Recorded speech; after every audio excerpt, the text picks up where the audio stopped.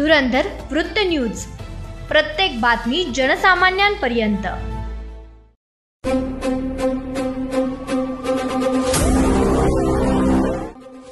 Jalna police तर्फे community policing अंतर्गत महिला सुरक्षा आणि सशक्तीकरण तसेच अंमली पदार्थ व इतर व्यसनाचा दुष्परिणाम या 2 विषयावर रील्स कॉम्पिटिशन आयोजित करण्यात येत आहे।